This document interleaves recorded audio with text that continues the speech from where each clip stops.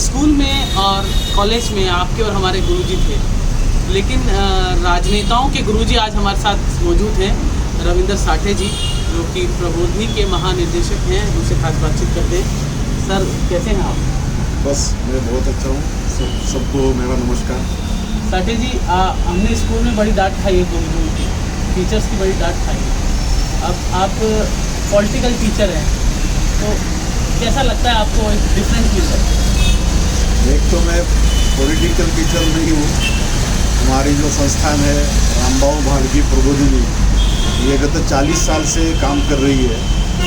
एक तो इस संस्था का उद्देश्य है कि रामबाव मालगी जो एक सांसद थे और उनकी एक कल्पना थी कि जो राजनीति में काम करने वाले कार्यकर्ता है या जनप्रतिनिधि है, ग्राम पंचायत से लेकर मंत्रियों तक, तो किसी भी पार्टी से वो जुड़ा हुआ हो, राजनीति में काम करने वाले व्यक्ति या जनप्रतिनिधि, तो उसको एक नेतृत्व प्रशिक्षण की आवश्यकता रहती है। जिसको समाज का नेतृत्व करना है, उसको कैसे नेतृत्व करना, इसका एक पाठ हम पढ़ाते हैं हमारी संस्था में। अलग अलग विषयों के तज्ञ है वो हम लाते हैं, और जिनको राजनीति में काम करना है उनके लिए हमारे पास एक पाठ्यक्रम भी है और कुछ ट्रेनिंग मॉड्यूल्स जिसे कहेंगे, ऐसे ट्रेनिंग मॉड्यूल्स भी हमारे संस्था ने विकसित किए। तो उसके अनुसार सारे पार्टी के लोग हमारे यहाँ ट्रेनिंग के लिए आते हैं।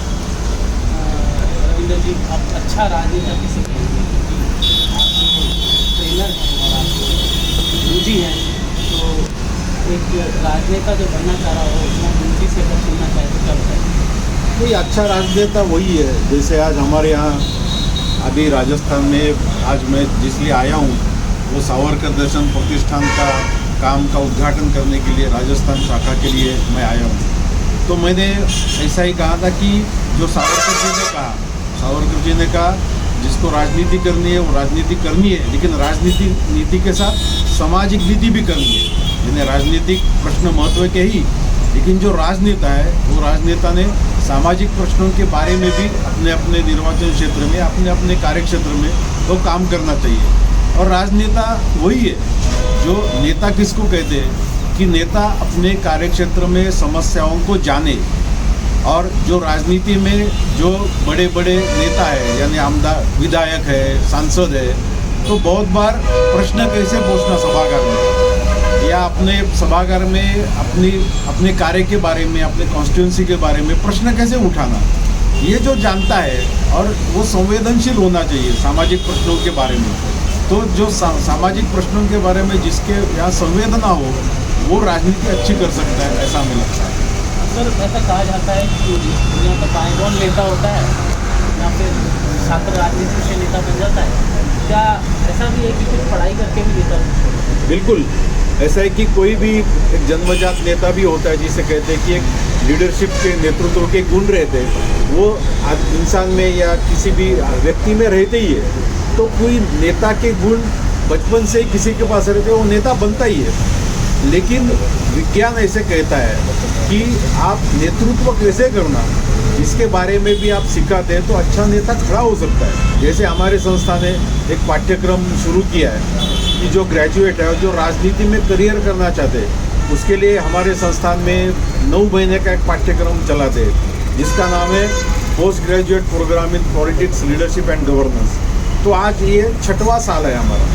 आज तक ये 5 बैचेस हमारे हो गई। पूरे देश भर से 12-13 राज्यों से 25 से 30 प्रतिनिधि छात्र हमारे यहाँ आते हैं, और किसी भी विचारधारा से जुड़े हो, लेकिन जिनको राजनीति में काम करना है, उनको हम वहाँ पाठ्यक्रम हमने विकसित किया है। जैसे क्लासरूम ट्रेनिंग्स है, नेता बनना है तो नेता को अलग अलग पार्टी की विचारधारा क्या है ये मालूम होना चाहिए, अपना संविधान क्या है ये मालूम होना चाहिए, देश के अनेक समस्याओं के बारे में मालूम होना चाहिए।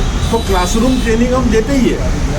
उसके साथ लीडरशिप के ट्रेनिंग, जैसे नेता बनना है तो खुद की पर्सनैलिटी कैसे विकसित होनी चाहिए, अच्छी बातें कैसे करनी चाहिए, पब्लिक स्पीकिंग कैसे होना चाहिए, प्रेस को कैसे हैंडल करना चाहिए, अपना कार्यालय कैसे अच्छा रखना चाहिए, अपने सरकार की योजना है उसको अपने कॉन्स्टिट्यूंसी में लागू कैसे करना चाहिए, ये तो नेता को मालूम होना चाहिए। और उसके साथ साथ कुछ प्रैक्टिकल ट्रेनिंग, यानी जैसे क्लासरूम ट्रेनिंग होते हैं वैसे प्रैक्टिकल ट्रेनिंग, यानी ग्राम पंचायत का काम कैसे चलता है, नगर निगम का काम कैसे चलता है, सांसद कैसे चलती है, सांसद क्या है, ऐसा एक एक्सपोजर, फील्ड विजिट जिसे कहते हैं, ऐसे फील्ड विजिट्स भी हम उसको देते हैं, कुछ असाइनमेंट्स देते हैं, एग्ज़ाम लेते हैं।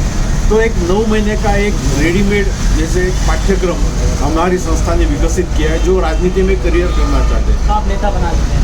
हाँ, नेता पाठ्यक्रम से नेता बनता नहीं है, लेकिन नेता बनने की प्रक्रिया में हम एक योगदान देते हैं कि नेता बनने में क्या करना, उसकी एक सूझबूझ जिसे कहते हैं कि सूझबूझ निर्माण करना ये अत्यंत आवश्यक है। उसकी एक दिशा दिखाते हैं कि नेता बनना है तो क्या गुण अर्जित करने चाहिए और कैसे राजनीति करनी चाहिए, ये हम उसकी एक दिशा हम दिखाते हैं। सर, आप राजस्थान आए हैं, पिछले वसुंधरा गवर्नमेंट के दौरान एक सम्मान सरकार ने निकाला था कि नगर निकायों के अंदर और पंचायत राज व्यवस्था के अंदर वो चुनाव लड़ना चाहते हैं नगर निगम निकाय, मिनिमम एजुकेशन उनकी चाहिए।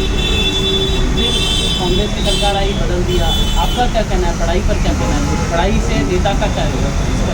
नहीं, ऐसा है कि ये वैसे जो पढ़ा नहीं वो नेता नहीं बन सकता, ऐसे चीज़ तो मैं नहीं मानता, क्योंकि हमारे महाराष्ट्र का उदाहरण है। महाराष्ट्र में वसंत दादा पाटिल हमारे मुख्यमंत्री थे, उनकी तो पढ़ाई 5वीं 6वीं कक्षा तक हुई थी, लेकिन इतने अच्छे मुख्यमंत्री बने महाराष्ट्र के। इसके लिए पढ़ाई के साथ संबंध होता ही है ऐसा नहीं है। हाँ, ये जरूर है कि जो पढ़े लिखे वो अच्छा राजनीति में अच्छा काम कर सकते हैं, ये भी सही है, दोनों सही है। मुझे ऐसा लगता है कि इसके ऊपर ज़्यादा टिप्पणी करने की जरूरत नहीं है। सर, आपका एक कमेंट चाहूँगा,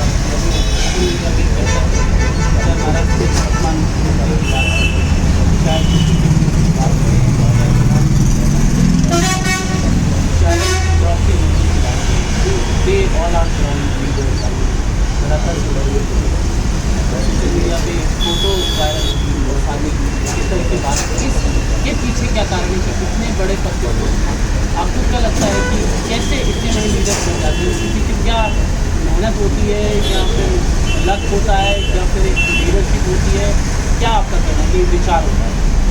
एक तो अनेक साल विचारों के साथ काम करने वाले व्यक्ति होते हैं, परिश्रम होते हैं, मेहनत होती है और थोड़ा भाग्य तो लगता ही है। कोई भी चीज़ के लिए भाग्य थोड़ा लगता है, लेकिन मुझे ऐसा लगता है सबसे ज़्यादा एक विचारधारा से जुड़ना, फील्ड में काम करना, परिश्रम के साथ काम करना, और ये करने से आपको मेहनत का फल तो मिलता ही है। बिना मेहनत आपको कोई फल नहीं मिलता है, ऐसा मुझे लगता है। और ये सब जिन व्यक्तियों के आपने नाम लिए, उन्होंने पूरा अपना जीवन राजनीति में फील्ड में दिया है, लोगों की सेवा में दिया है। तो उन्होंने जो परिश्रम किए, मेहनत किए, उसका आज फल उनको मिला है, ऐसा मुझे लगता है। सर, एक पत्रकार है उन्होंने किताब और उन्होंने बताया कि अटल बिहारी वाजपेयी जी के समय की बीजेपी अलग थी, आपकी अलग है, उस समय की अच्छी थी, अच्छी नहीं, ऐसा कुछ था। आपका क्या कहना है, बदलते दौर की भाजपा को? नहीं, भाजपा जो पहले थी वैसे ही है और वैसे ही रहेगी। ऐसे अटल जी की भारतीय जनता पार्टी, अभी की भारतीय जनता पार्टी, इसमें कोई वैसा बदल नहीं। जो भारतीय जनता पार्टी मूल है वही भारतीय जनता पार्टी है। एक विचारधारा लेकर इस देश में काम कर रहे हैं, वही भारतीय जनता पार्टी है। लोग अलग अलग अपने तरीके से, नज़रिए से देखते हैं, लेकिन भारतीय जनता पार्टी एक है। जो पहले जनसंघ था भारतीय जनता पार्टी बनी, जो पहले थी वही आज भी पार्टी है, ऐसा मुझे लगता है। सर, कुछ नेता जो मीडिया में इस तरह के बयान दे रहे थे, हाल ही में अली रजनी चौधरी का बयान आया, कई बार साध्वी प्रज्ञा का बयान आ जाता है, जो पार्टी के लिए मुसीबत बन जाती है। ऐसा गुरुजी, आप उनको क्या शिक्षा देना चाहेंगे? नहीं, इसके ऊपर मैं टिप्पणी नहीं करूँगा। मेरा मतलब ये है कि आप जो अनगल बयान कोई भी नेता कर रहे हैं, तो बहुत सारे पीपल आ लाइक दैट, तो उन पर क्या लगता है आपको? अगर आप उनके टीचर हो तो आप किस तरह से करेंगे? नहीं, मैं देखिए, किसी भी फील्ड में आप जाएंगे, चाहे राजनीति क्यों न हो या आप सामाजिक कार्यकर्ता क्यों न हो, आपकी वाणी पर संयम जिसे कहते हैं। आप अपनी क्लास में क्या सिखाते हैं? नहीं, हम तो ऐसे कहते हैं, कोई भी भूमिका लेते समय पार्टी की जो भूमिका है या जो विचारधारा से आप जाते हैं, तो विचारधारा की भूमिका है वो सबके सम्मुख रखना। और कोई भी अपने स्लिप ऑफ टंग जिसे कहते हैं, तो जो मीडिया के सामने तो भी आपको लाखों लोग देखते हैं, करोड़ों लोग देखते हैं, तो आप जो बोलते हैं वो क्या बोलते हैं, ये आपने पहले समझना चाहिए। बाद में विचार करके आपने व्यक्त होना चाहिए। नहीं तो कोई भी स्लिप ऑफ टंग होता है और उसका एक अलग सा, यानी आपके मन में नहीं रहता, लेकिन एक स्लिप ऑफ टंग होती है तो उसका अलग सा अर्थ भी लोग निकालते हैं। इसके लिए क्या बोलना क्या नहीं बोलना, इसके भी विधि निषेध है। हर पार्टी ने वो तय किया है, हर पार्टी तय भी करके मीडिया के सामने जाना है तो क्या बोलना चाहिए क्या नहीं बोलना चाहिए, ये हर एक पार्टी का एक जैसे नीति कहते हैं वो नीति होती है और उसके अनुसार ही काम सब करते हैं। सर अंतिम सवाल है, आपने सांसदों के जो स्टाफ उसको हाल ही में तमाम तरह की मीडिया में बताना था कि आप पोस्टिंग ऑपरेशन इस तरह की ट्रेनिंग से किस तरह का लाभ मिल पाता है? क्या इस तरह की ट्रेनिंग आप सांसदों को भी देते हैं? क्या सिखाया जाता है? नहीं, ऐसे ट्रेनिंग नहीं। अभी एक मैंने न्यूज़पेपर में पढ़ा कि आपने सांसदों को हम ट्रेनिंग देते हैं, लेकिन सांसदों को ट्रेनिंग देते हैं वो अच्छा सांसद कैसे बने, उसकी छवि अच्छे कैसी बने।